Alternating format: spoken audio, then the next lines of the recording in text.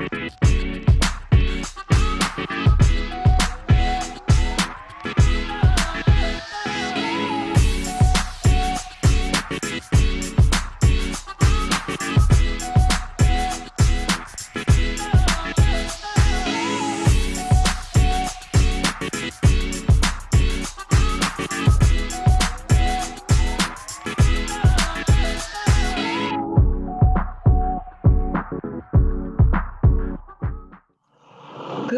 afternoon and welcome to the SIP Power Hour Lunch with your SIP host, Tracy Sturdivant from the League, Judith Brown Dianis from the Advancement Project National Office, Fatima Goss-Grays from the National Women's Law Center. I'm Glenda Carr from Higher Heights, and Adrian Shropshire, don't ask for her, she's not here today. I know her fan club is gonna ask where she is. So the SIP, for those who may have been watching this for the first time, this is your go-to place for and by Black women, exploring the issues of the day. And so today we are continuing our series of post-election day conversations about building a multiracial, multi-ethnic, multi-generation coalition. So on Sunday, we had a candid conversation about building beyond 2020 with white women. And today we are gathering a lunch table conversation with a discussion around youth voters, and how do we continue to expand the conversation among women of color. But before we get started, let us know where you are tuning in from, what city, state, and what part of your home, and share this feed and invite some of your crew for a late lunch. So ladies, before we get started, we always do a COVID-19 check-in. And this week, we've seen a discussion and a light at the end of the tunnel about vaccines and how we're going to distribute these vaccines. We've now found out that this crew, we're at the back of the line, as we should be, but Pfizer will be the first company to have a vaccine on the market. And some US healthcare workers are scheduled to have their first dose as early as next week. But there are still questions surrounding the vaccine, such as what are the long-term effects on people? Children under the age of 12 and pregnant women are not cleared to take the vaccine because of the fact of knowing what the long-term effects may be on this vaccination. And there's a lot of conversation and concern, and people are skeptical, people are afraid. We also found out this week that Pfizer had offered to sell additional doses of the vaccine to the US earlier this summer, but was turned down by the Trump administration. So as usual, let's check in with the host to see how they're feeling about the COVID-19 vaccine, how it's the rollout is starting, how do we have a conversation with our family, friends, and neighbors about what's next around ensuring that our communities have access to the vaccine and that we're educating our communities. So ladies, what say you? I'm feeling a little hopeful. I mean, I actually think the news about the questions people are raising, the side effects, and the advice on one vaccine versus another based on your health conditions, that actually makes me feel hopeful. It feels like it's facts, it's based in science, which also makes me feel hopeful. So there's a long way to go. I have some worries. When you look at those distribution plans, there's a lot unsaid about what's going to happen with immigrant communities, what's going to happen with people who are really essential workers, but maybe not typically considered essential workers. And I've been thinking about a lot of the equity implications that we have to really stay on top of. Yeah, I think I'm hopeful too, because first of all, we need some hope about the fact that this is going to have an end point that's like a realistic one, not the magical fairy dust that Trump has been talking about. And I'm also hopeful because there are Black and brown doctors involved in the discussions about the priorities. So they've been talking about how healthcare workers does not just mean doctors. And it doesn't just mean nurses. What about the people who take you down to X-ray? The people who clean your room, right? Those are healthcare workers who should be getting the vaccine early on also. So that the fact that the conversation is, includes a conversation about racial equity gives me some additional hope. I did that New York Times thing. As I said, I'm like behind 267 million people. So I'll be sitting here or in that sunroom for quite some time. But I think it's good. I would say this though, that I am worried about, our community, the Black community in particular, the concerns around vaccines and the history of our community being used as guinea pigs. And now seeing, because you all know that I'm a TikTok fanatic, I don't do videos, but I do watch. There's a lot of videos on TikTok about the side effects, and they're funny, but they're not funny, right? And so this concern about how do we get out information about the safety of the vaccine is really important. Yeah, no, I'm hopeful too, because to your point, Judy, we just need some hope. To this point about the vaccination, like we know all of the reasons why our communities of color are hesitant, right, to want to be first in line to take this vaccine, just given our history with the medical industrial complex for a whole host of reasons. I don't think that we think of ourselves as quote unquote anti-vaxxers, but if you look at the definition, Black folks are definitely anti-vaxxers in some ways. And so there's going to have to be a lot of education that happens within our communities to coax people. I've also heard people just sort of be trepidatious about it, not saying that they won't take it, but they want to, I'm glad I'm in the back of the line because I want to see how this plays out, for other folks. So it will be interesting to see, what type of mass education strategy comes out of the administration to really get people to feel comfortable doing this, and just saying that, past presidents and people in elective office are gonna, go on TV and take theirs so people can see that this is happening. That's not gonna be enough. To the point earlier that you made, Glenda, about Pfizer and the current administration sort of turning down additional vials. Like at the end of the day, what I did here, and in some ways I understand, like they didn't want to place a bet on one company's formula, that they in fact had placed bets across 6 different US companies who are making vaccinations. And so in theory, I get that, because if Pfizer's was 91.5% and Moderna was, 99%, like you've, invested all of this. The real question is, will we have enough for all of the people that we have? And I also think that, for folks who really lean into sort of American exceptionalism, sort of watching the UK be first in line and watching folks in Europe be the first to get this vaccine, like that's rubbing some people the wrong way. But I would prefer that the FDA take their sweet time to make sure that it's right, so we're not having to create yet another vaccine to undo some of the damage that might exist because we rushed the vaccination. So it'll be interesting to see, but I do believe that the education process to make people feel comfortable will need to be significant. There's a lot of education, because currently in its current form, you have to take 2 dosage, right? And it has to be, make sure you're taking 2 of the same vaccines. And so I do agree that we have a history, particularly in our communities, around, I wouldn't even call it distrust. Like, it's like we distrust because there's a reason why. Right. So we're living in a generation where this is our first major vaccine that we've seen. We have our grandparents and our great grandparents that have actually lived through several vaccines. Polio and chickenpox. For those who do take vaccines, it's a very everyday thing that we do with the flu vaccination. I have been challenging my friends who are concerned about it. I was like, we do a lot of things that we haven't tested. We put a bunch of chemicals on our nails, ladies. Hair that we don't know what the long-term effects are to our hair and nails. And so we should be approaching the same. If you're ready to go get that brand new nail, that gel that dries in 1 second, and you're not questioning why it dries in 1 second. Don't talk about my gel. I miss my gel. Plus, Glenda, that's a little different than getting shot up with a.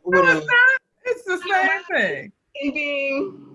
Same thing. All those toxins going straight into your We bloodstream. just talked about doing the metallic eyelashes. That's close to your so we should just approach, if we're going to approach being skeptical and concerned about what we're putting in our bodies, we should do that for all of what we do for our lives.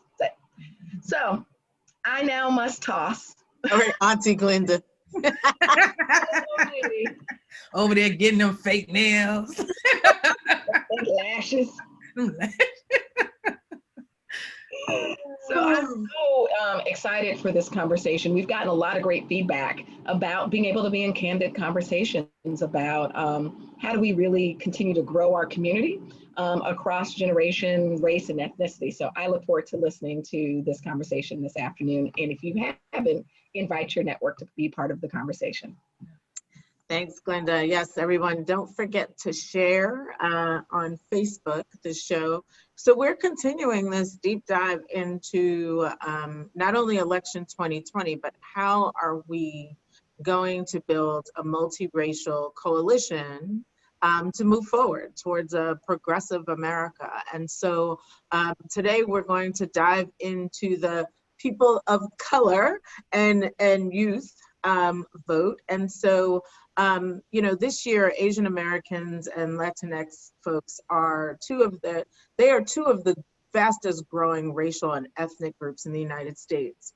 And voting population is growing also. In this past election, they both shook up conventional wisdom around what happens with elections and communities of color. Voters of color are making electoral contests more competitive and proving to candidates that they can't afford to ignore them. Can we weave those voting populations into an unstoppable multiracial coalition to win progress in the next election? We hope so. So today we're being joined by two people who have all the answers to that. Jess Morales, Executive Director of Care and Action, and Yeon Choimorrow, who's the Executive Director of the National Asian Pacific American Women's Forum, are here to talk with us. Hello, thanks for joining us on the SIP. Hi, thanks for having us. Yes, so excited to be here. I'm a loyal viewer, so I'm very happy. Good. So let's get right into it because we got a lot to talk about. So, we know that it's tempting for pollsters and candidates to look at Latinx voters as a monolith and Asian American voters as one block. But there are stark cultural differences based on origin, national origin, language, economic status. So what's a better way for people who are invested in democracy, whether that's organizers or politicos, to understand the needs and priorities of both the Asian American and Latinx voters across the country? So let's start with you, Sung. It would be great to hear about the Asian American population, because even based on geographic differences, not just national origin, we do know that there's differences, and we can't say everybody's going to vote the same way. That's correct. I would say that, as you know, Asia is the largest continent in the world. And, we come from, I think there's over 150 languages that are spoken in the United States alone of people that have immigrated from the continent of Asia. So that's just to give you a sense for how big it is. Mm-hmm. But I do think that there is some commonality in that we all share the challenges and the narrative of migration and immigration, and that does tie us together a bit more than one would think. And I think that the biggest barrier for our community is language access, right? That most campaigns don't invest in the multiple of languages that need to be spoken by their canvassers and their volunteers and their staff to reach our community, to speak in a way that resonates with our voters as to why they look at the person and say, you represent me. I can see how you are gonna fight for me and my community, right? This is like across both all the parties, everybody across the board, even nonprofit civic engagement groups, right? And so this is why NAPAWF has been phone banking in 12 languages this election season. Yes, and you know what? The number one reason people talk to us is that they say you are speaking to me in my language. I can understand what you're saying, and they often say things like, "Oh, I had all these questions about election. I didn't know who to ask," and they'll just have our canvassers on the phone for longer than we normally do because. For example, like we had a voter in Georgia. She was so excited. It's going to be my first election. I wanted to vote, but I'm really scared of coronavirus. I don't think I'm going to vote. We taught her about mail-in ballots, and she had no idea this was an option for her because she only speaks Bangla, right? And so for us, in order to really tap the voting potential of the Asian American community, we need to be able to reach people in the language that they speak. Right. And that's not just on, and it's on the voter education side, but people need to know that even when you get into the voting booth, not every place is required to, under the law, to have ballots in other languages until you reach a certain percentage of the population. And so can you imagine walking into the voting booth and not having the ballot in your home language? And so it does disadvantage many of our neighbors who don't speak or read in English. Another issue that we need to fix under the Voting Rights Act. But so Jess, let's talk a little bit, Jess, about the Latinx community. Again, coming from different national origins, you know, so what is the way in which we can really think about the Latinx community so that we can honor the fact that it is not a monolith?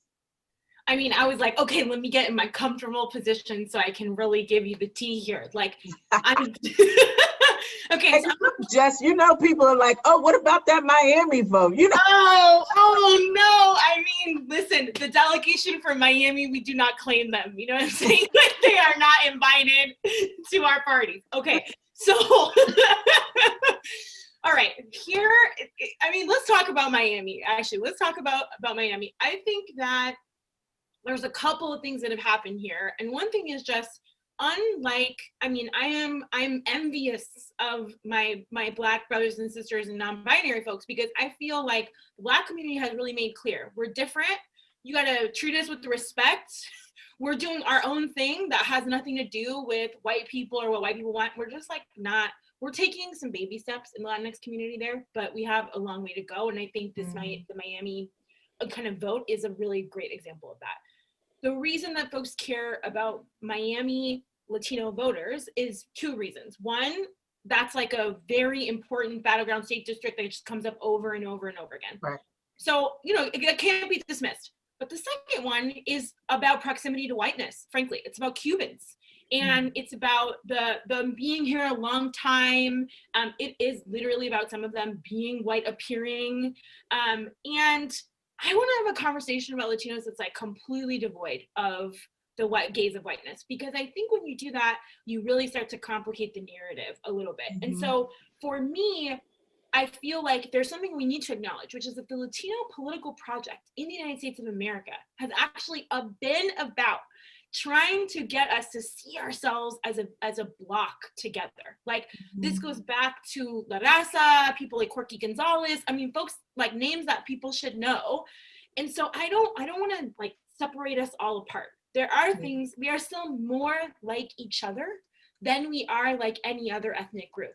Even as we are very different. We don't even all speak the same language. You know, I think people think, oh, Spanish is what unites Latinos. That's not true.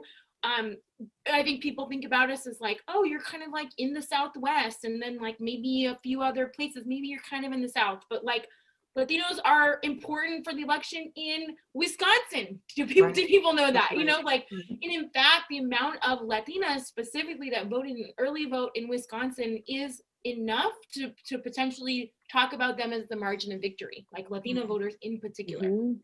So this is the kind of thing that like, I think people are like, there are Latinos in Wisconsin. Like, I think people are surprised about that. So absolutely, we need to kind of talk about who we are as something totally different than we have. And that also includes, I think, how we think about issues. You know, there is a lot of talk now about how we're so conservative, and it is true that some Latino voters are conservative, just like it's true that some white voters are conservative. Right. And some Black voters. Black voters are conservative, exactly. But the reason that folks want us to answer, you know, like want all the people in the Latino delegation to answer for some of those folks is in part because there's this feeling that how could you possibly vote for Donald Trump after what he did to your, you know, your community? And it's like, well, I don't know, how could all these white ladies possibly vote for Donald Trump after what he did to your community? Right. It's like, why is nobody asking them to answer for themselves as like a monolith? They're just not, right? Because the idea is that those voters are like, you know, either too entrenched, which is just a nice way of saying like, well, it's the racism, you know, they can't account for their racism, or that they are high information and for some reason that we don't know yet, but is obviously explainable, they can do that. And that is, you know, a sort of indictment of Latino voters that we're not high information voters, or that we, you know, we don't know what's going on. That's how that is. But what about, okay, so we're headed towards and, you know, I believe that, you know, we're seeing more voting rights restrictions because, you know, the other side, the people who don't want us in power know, and so they're putting in place more barriers to voting because the demographics of the country are shifting. So now to call us all like voters of color is like a broad brush, but there is something to be said about us having some joining in together, right? As we see these numbers, so that we have joint power and we have collective power that becomes progressive power to change this country. And so what are the things that you think resonate, the kinds of messages or issues that resonate that might bring us all together into a progressive community? You know, I know from work that we've done on messaging and polling that for young voters of color, whether they're Black, Latinx, Asian, Native, things like talking about things like this year, 18 to 24-year-olds across all races, not white, all the other races. COVID was number one. 2 was race discrimination, right? And 3 was police brutality across all of those communities because they see themselves fighting that machine. So what would you say about what are the messages or issues that can bring us together into a multiracial coalition to win? That's a really great question. I think that, again, it really goes to the lived experience that we have. So after the 2018 midterm elections, NAPAWF collaborated with In Our Own Voice, National Black Women's RJ Agenda, and Latina Institute for Reproductive Rights to commission a poll of women of color voters nationally and Texas and Florida to understand what motivated them to vote. The number one issue they cared about was clean water. It was amazing. Like, at the end of the day, we can talk all of these nuanced politics, DC inside, whatever, but at the end of the day, people want to know, are their kids safe drinking their water? Are their kids safe going to school? Are they going to make enough money to make sure their families have a meaningful life, right? So when we approach conversations about, you know, what we talk about in the reproductive justice movement as one's ability to have agency to make meaningful decisions of if, when, and how we parent, I think that resonates with everybody across the board, right? The concerns that I have as a Korean immigrant mom with limited English language capacity around what coronavirus is doing to my children and their education is the same concern that a Black mom in Detroit has about coronavirus and the education and what it's doing to her children, and you know, Mexican American mom with, you know, children in the same situation. And so it's really about helping folks understand that actually our experiences, while very unique and very different, I don't want to, you know, minimize the realities of especially, you know,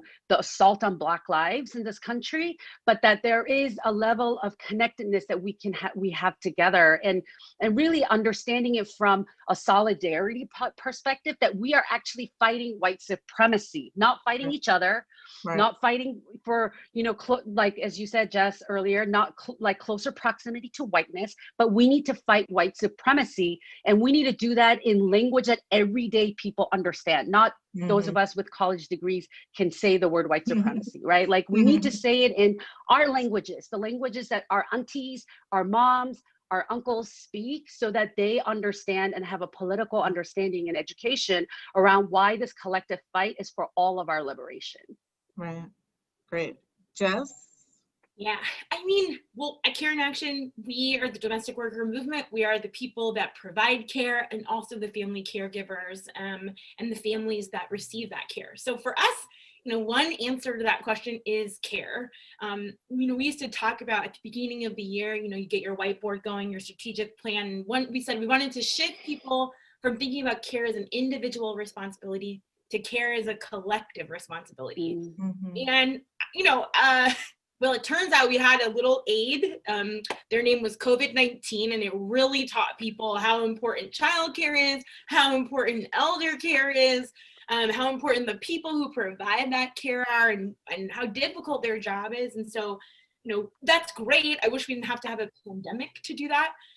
But I think that you have care, and not just childcare, although traditionally, of course, that has been a really big push a lot of people have made, and it's certainly part of it, but also elder care, long-term care for people, and the workers who provide that care. It is really exciting to us that people have made a really big shift around how they think about that.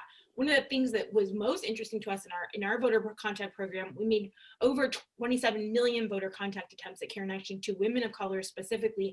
Across all women of color, we were seeing care be the issue that they brought up the most. And this is before we tell them like who we are and what we do. You know, people were saying, I'm really worried about childcare. I'm really worried about grandpa and whether or not, you know, Pops is going to make it through this time. You know, I'm really worried about how to handle my business in getting sick. I don't have paid sick leave, you know, like all of these things that we're fighting for in the care movement. So we really do believe that it's critical to come together across women of color, in part because we think that how we create a multiracial democracy is by dealing with care, which we think is very much a multiracial issue. Right.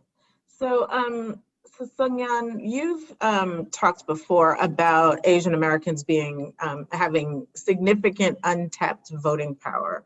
So talk some about that. What do you mean by that? And then how are we going to tap it? How do we unleash that? Yeah. So we are the fastest growing demographic in the United States and fastest growing new voters, right? Whether it's via naturalization or aging into the voting demographic, fastest growing in terms of like proportion to our population, which in the grand scheme of things, we don't make a great number of the population, so people don't tend to pay attention to us. But if you think about it, the last couple of elections there have been some elections that have really come down to the wire. For example, in Georgia this year, President-elect Biden won by 12,000 votes. There are over 238,000 eligible Asian American voters that live in Georgia, right? And the people that we called, they were first-time voters. They didn't know they could vote. They had all these other ways to vote, could vote early, could vote by mail. I mean, we are activating voters who have had barriers to voting, and we are contributing to that margin of difference, right? Another example is the gubernatorial race in Florida in 2018. The race was called by less than 40,000 votes. And just in the Orlando area county alone, there are over 45,000 eligible Asian American voters. Wow. No one is talking to them. We did phone banking for the first time in language to Asian Americans in Florida. They were ecstatic. They were so excited that people were reaching out to them. And right, because people don't reach out to them, right? So they're like, wow, somebody actually. Yeah, so thing is like to answer your question, the simple answer is reach out to our people in their language. It's quite simple. Right, and Jess, I would imagine, we have to wrap up, but I would imagine that this is the same for Latinx. I mean, it's the same for Black voters too. Like somebody called me, what the hell? But it's not just that also, and this is the other thing that I'm a little worried about, is that somebody called me and then I didn't hear from them for another 4 years. Oh, yes. And who Yes. somebody is also important. Yes. It's not just anybody, right?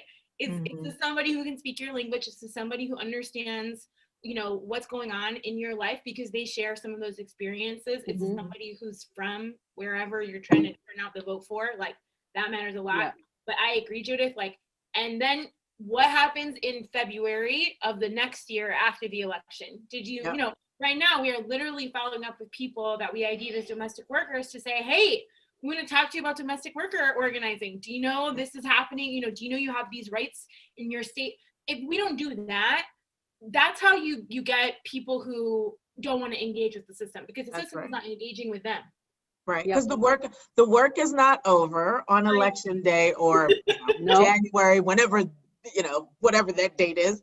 The work is not over, and there needs to be a continuing conversation. And it's like the work now. Okay, Biden got elected. Now we have to hold him accountable, right? And so Yes. that's the work. And unfortunately, what happens is that we all know that we actually don't get enough resources. We get those resources that are like push for this election, and then it scales back. So the work. We still do the work. We do it with less because we all know how to make a way out of no way, as all our moms used to say. But I want to thank you all for joining us and for the work that you're doing. Keep it up. We're going to build this progressive country. It's going to be the country that does not yet exist, but it's because we're all going to be coming together. So thank you so much for joining us. No, Thank you. Thanks. And I'm going to turn it over to Tracy to talk about the young peoples. Hey, Jess. I only get to see people on Zooms. Good to see you. So yeah, we're going to talk about the young folks. Young voters, although they are likely to be more liberal in their politics and supported Biden at a higher rate than any other age group in last month's election. And they played a critical role in flipping the state of Georgia in his favor. As the future of the party, one big question is, can they start paving the way for a more progressive democratic politics? We have an amazing group of leaders with us today to dig into all of this. I'm excited to have Tiffany D. Loftin, who is the director of Youth and College Division for the NAACP. We have James Major Woodall, who is the state president for the Georgia State Conference of the NAACP here in Georgia. Major has the honor of being the very first man that we've invited onto the SIP and now has become a regular contributor. We have Sarah Audelo, who is the executive director of the Alliance for Youth in Action. And then excited to have Deborah Olatunji, who is an education activist and award-winning poet. Thank you all for joining the SIP this afternoon. Thanks for the invitation. All right, so let's just get into it, right? Young voters get a bad rap. They have a bad reputation. They are painted as unreasonable in their expectations. It's like, you want college to be free. They're easy to distract. That's another misnomer about young people. We'd love to hear you all talk a little bit about how their turnout this election cycle really disproved a lot of those stereotypes about young people. Tiffany, how did young people turn those myths on their heads this cycle? Well, first of all, thank you for having me. And I don't know where the myths came from to begin with, right? Like that is the part where we should start. Because the conversation that we have around building political power has to include young people, one. Two, it has to include young folks who are the leaders and creators of the narratives of how we talk about civic engagement. I work at the NAACP, as you mentioned in my intro, and the young folks that I work with, we want to make sure that we're making elections personal at all times. And so it is clear, without debate, that the year 2020, as Jessica was talking about a couple of minutes ago, brought up a lot of issues for us that made civic engagement, politics even, way more personal for us, right? I never thought it would be possible, even though we've been demanding this for years, that we'd be able to free people from prison, right? But we saw that in 2020 because of COVID. Right. We didn't think that they'd be able to cancel student loan debt, which Sarah and I have been, friends for a really long time in this work. I've been demanding that since 2007. And then all of a sudden this year it became possible to pause repayments for student loans, right? we saw that it wasn't possible to provide stimulus packages because that was socialist, right? And so now we know that we're able to actually take care of everybody's needs and make sure that folks have what they need to live in dignity and safety. We saw just a plethora of things. And so the agenda has shifted, right? I was telling my students the other day, I said, at the end of 2019, my pastor was talking about how we were going to have 2020 vision. And I feel like we actually needed to go through 2020 to get 2020 vision for 2021 with this new elected administration that we can fight for. And so young folks across the country are the folks who are closest to that violence, closest to the disaster that has happened with police brutality and COVID. And they're the ones who are saying, listen, we know how to make this personal and realize that the decision makers are folks who are elected. That myth that existed only actually showed up as fuel that young folks were able to use to say, you are not going to determine our future anymore. We're not going to ask you to, or we're not going to wait until you tell us to vote on November. We're going to actually take action now. And I hope that, actually, I don't hope this, because I think that now, and I know you'll ask us this a little later, the political parties and the older generations are actually now a little scared, right? That's right. Because they're realizing that, wait a minute, we thought y'all wasn't going to show up because you're apathetic and you didn't want to be here and talk about politics, when actually we showed up in huge numbers and actually helped win the election. That's right. I'm going to bring Sarah into this conversation. We talk about the sleeping giant. Sarah, how did the sleeping giant awaken the cells this cycle? I mean, it's just, well, first, thank you for the invitation to join. And the thing that we have to remember about young voters is that in many cases, they're new voters, and our democracy is not easy to navigate through. There's a reason why we are always doing so much work on election protection, on trying to educate voters on how to participate. And if it's your first time entering, being able to vote, period, then there's a lot that you have to work through. What I'll say about the numbers this year is they're bananas, is that between 2016 and 2020, we're looking at a 5 to 10 point increase in youth turnout. This didn't come out of nowhere. We saw a 10-point increase in turnout between 2014 to 2018. Young people have been organizing since the 2016 election in a lot of different ways, including the amazing leaders who are on this call and the young people who are part of their networks. That's how we got here, is because the work just increased phenomenally over the last 4 years. And at the same time, we know that each state is really different. And what's most important is that young people stay engaged after the election. There's a reason why the young people that New Era Colorado registered and contacted to turn out this election, 86% of them voted. Those numbers are possible because voting is very accessible in Colorado, because it's an organization that has existed for a very long time, and because the work doesn't stop between elections. Our big question is, how do we make sure that this election becomes, it's not a transaction. It's not like, hey, young people, turn out, vote. Yeah, you saved our asses. And then we're going to disappear and leave you to just hang. We need to make sure that engagement continues, so that way we can bring more young people in to our democracy that's just okay for now, but young people will make better. Major, the 2020 election is really just a snapshot, right, in time. As we're talking about, we have the Georgia Senate runoffs coming up, and beyond that, we have the squad in the House who have really received a push for more progressive leadership and more policies in the party. Where can we see young voters, or where do you think young voters see themselves fitting amongst those politics? Like Georgia voters, young voters sort of showed up and showed out. What do you think that the possibilities are as we look to the horizon? Well, thanks, Tracy, and good afternoon to my fellow colleagues of the struggle. First, we start with the panoramic, right? Like this entire year, this panoramic has really just kind of destroyed our ability to, one, have consistent income for a lot of us, right? People lost their jobs. They weren't able to feed their families. They didn't have access to healthcare. And so now these things aren't just political questions. These are like existential crisis for so many people. Matter of fact, I had a conversation with a friend yesterday. She got laid off and she's like, I don't know if this is God telling me I need to start my own business, right? But let's talk about entrepreneurship, right?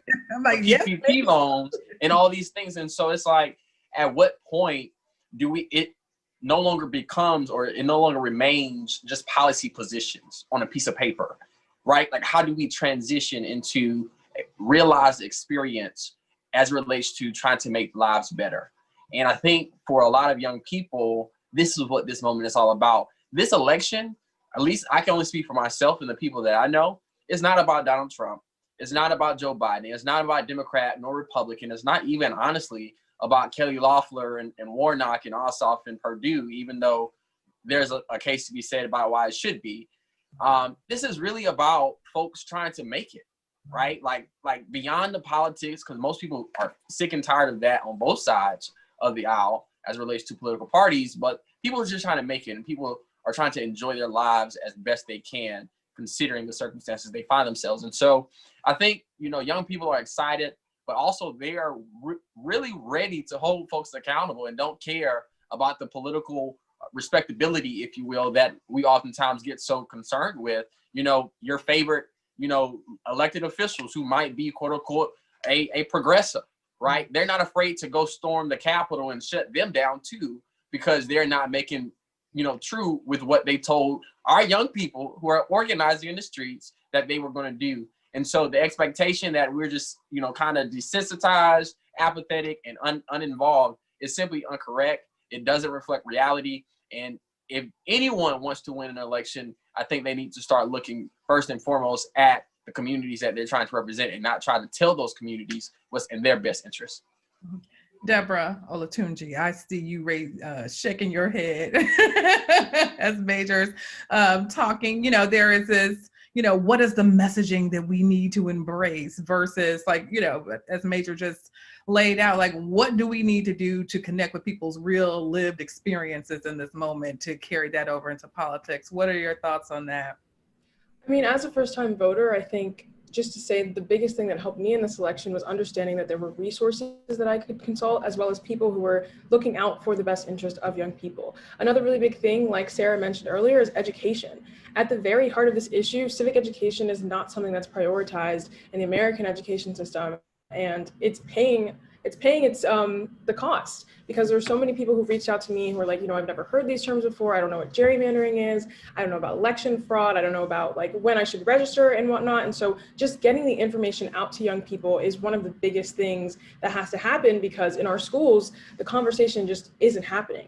And so that's why I think people were so excited to be voting, and especially to just settle for Joe Biden and work towards the democracy of it. Because when we won on the 7th, I was really, really happy for Joe Biden and his team, but also because we're getting a new Secretary of Education.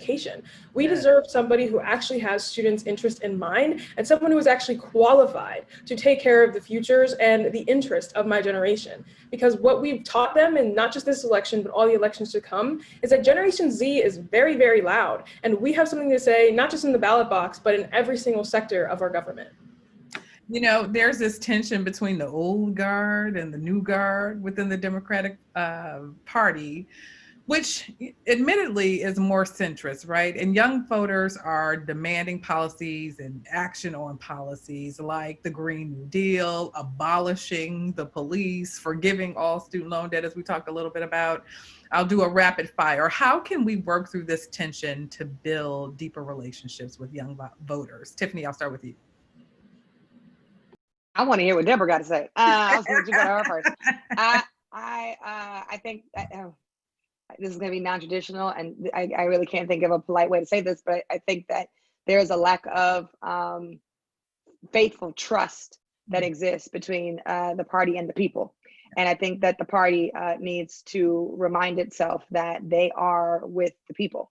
And in order for them to, in order for us to heal that tension that you just named, Tracy, my personal opinion is that they need to pass it on. And until they pass it on, what that means, both hiring the folks who are directly on the ground and organizers, young people of color, into the new positions. That means transferring over the leadership of the DNC.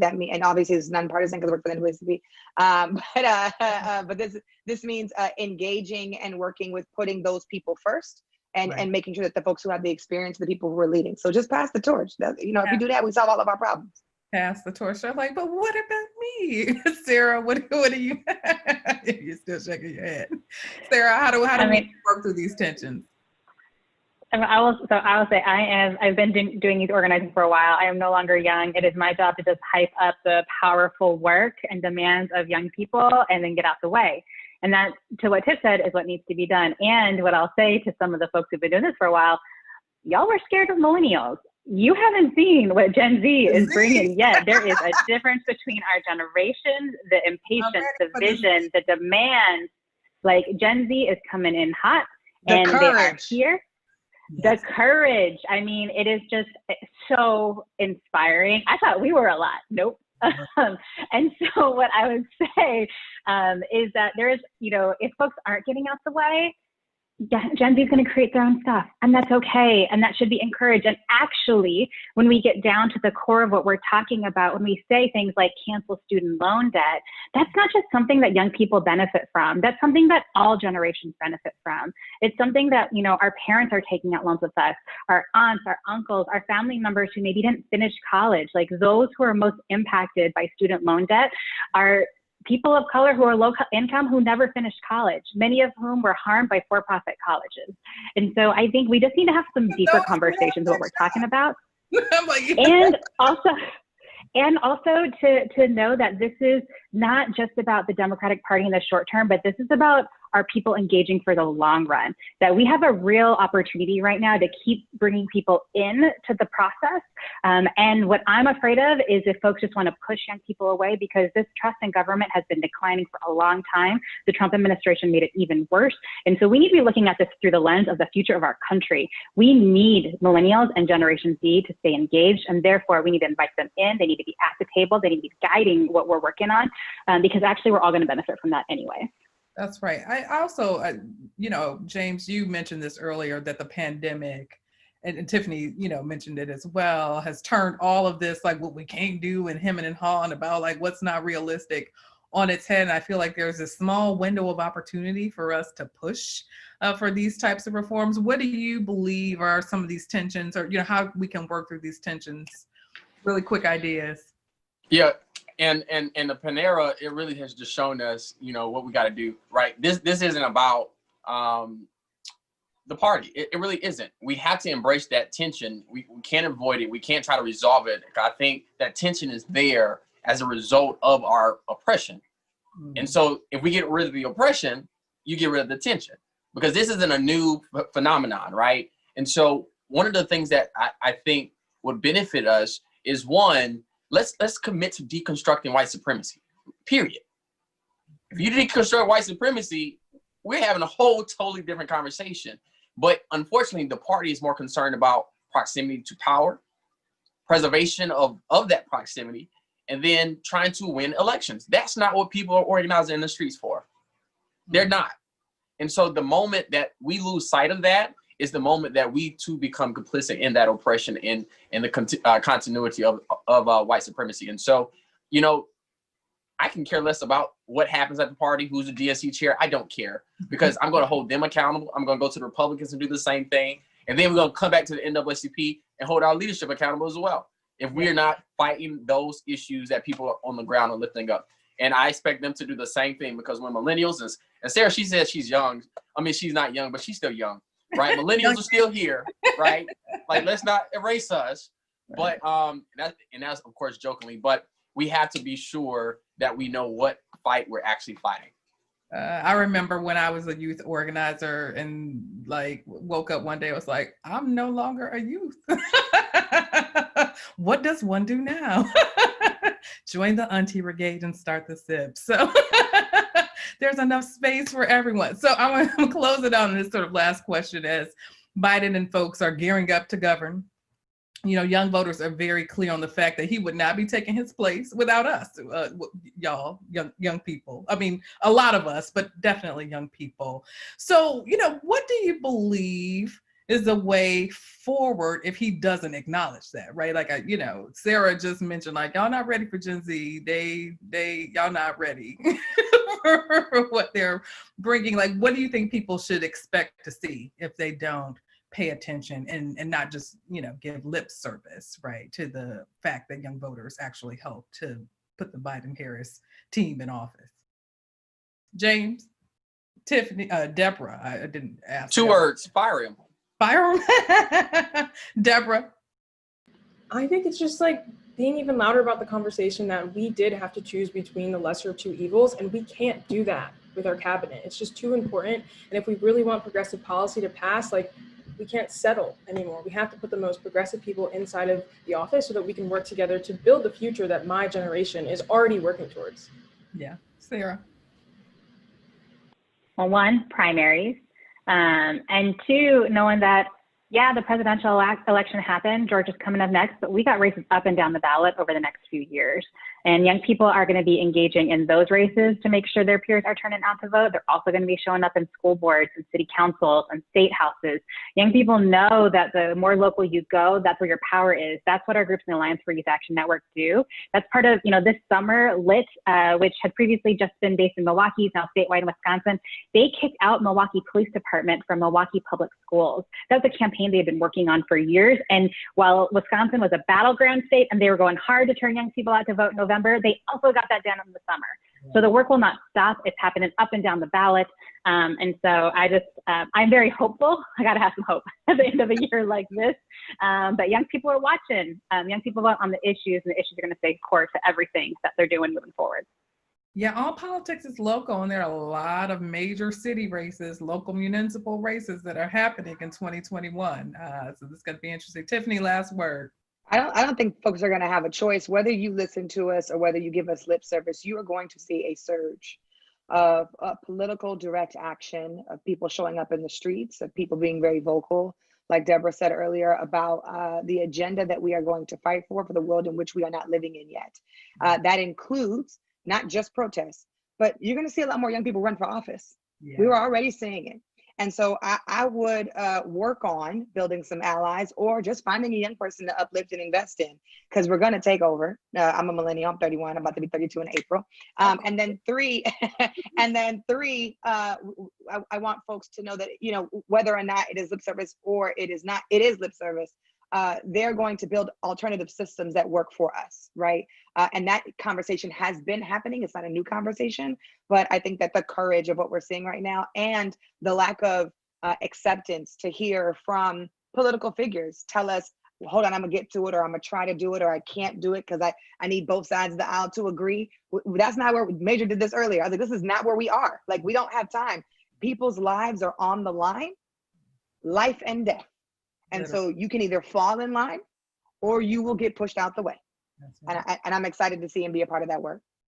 Great last words, Tiffany D. Loftin, Sarah Audelo, James Major Woodall, and Deborah Olatunji. Thank you so much for joining the SIP this afternoon and this long conversation that we're having about what it means to build coalitions. We reserve the right to have you all back once the new administration is in, and we want to have a deeper conversation about how some of this is going. So thank you for joining us this afternoon. Thanks for being a great host, Tracy. Oh, we appreciate you. I'm gonna hand it over to Fatima. Yeah. Oh, I love that conversation. I love it. It's so funny. I'm sitting here like, I really am an auntie, because I know Tiffany since she was the young. That's right. And they're up here next year. They're like, listen, they're feeling like they're the aunties now, and I that makes us so like, are we moving into?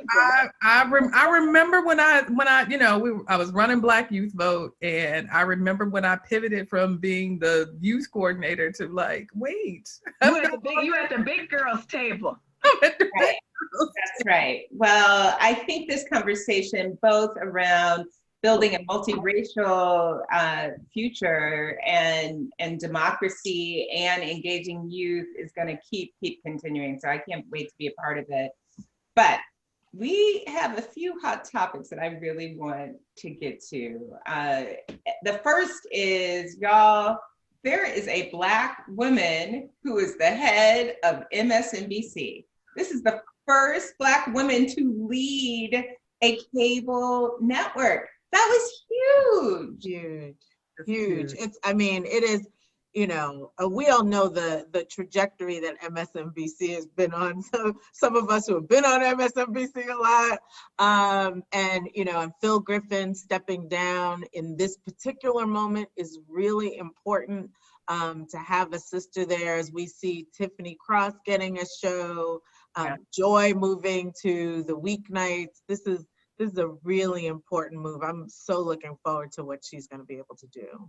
Yeah, we'll be watching and rooting for her, and hoping that means that there will be others, right? Once you have one, right, you can have that triple effect. So I'm spending my days worrying about whether there's going to be a COVID package. And I don't know if you guys saw that Mitch McConnell has rejected the deal. And what do you think? Where are we going to land? Are they going to do the right thing?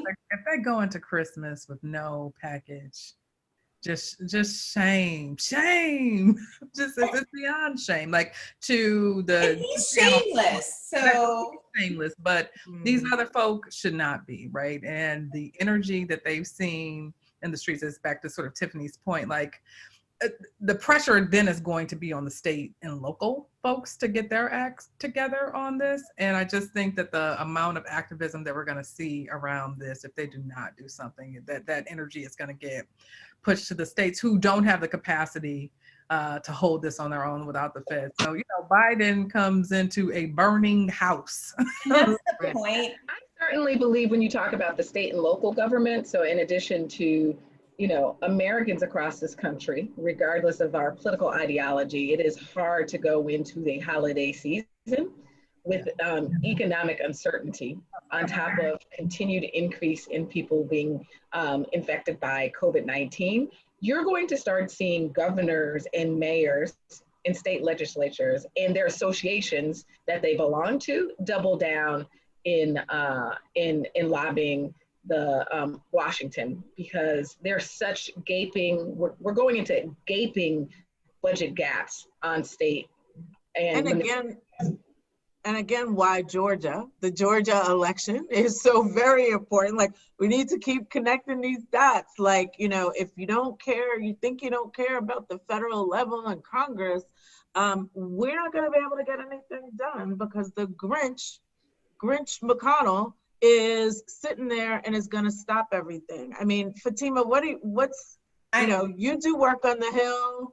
How are we going to get it done? Listen, I think you have to be an eternal optimist to spend time on the Hill. So I have to say, I stay optimistic that we can find a way to break through. But the bottom line is they're basically saying that they will do nothing for these state and local governments that are in such trouble if they don't give a huge giveaway to corporations who have been trying to cut corners and make their workers work without safety equipment. It is a non-starter. So I stay hopeful though, because I think people will be enraged. Unemployment insurance is expiring, paid leave is expiring, worker safety protections expiring. We cannot let this go. So we're gonna have to stay. Game of chicken ever, right? Like, like who's gonna blink first? With us in the middle, right? It's like a game of chicken, and he's down in the middle. So we have to stay on this. More on that soon. That the only other thing that I would want to just raise, and I don't know, we're all in the same generation, and remember BAPS. And remember Medea and Medea #1 and Natalie DeSalle Reed, who we lost at only the age of 53. And, you know, I have been thinking a lot this year with the COVID rates. There's been a hyper focus on COVID. And I just think about the health and stress in Black women's bodies and what that's meaning for us. So, and she was also in Cinderella, the Cinderella with Brandy. She was in the Cinderella. She was one of the stepsisters. And, you know, I think this is the thing is like, so she had cancer. And we're in the midst of this pandemic, but remember that means that a lot of people who need medical attention and healthcare for a myriad of other reasons are not getting it, because they can't get to a hospital or they can't get to a doctor. They're doing, you know, online visits, the surgeries, the elective surgeries are being cut out. And so there's a ripple effect for our community beyond the pandemic itself.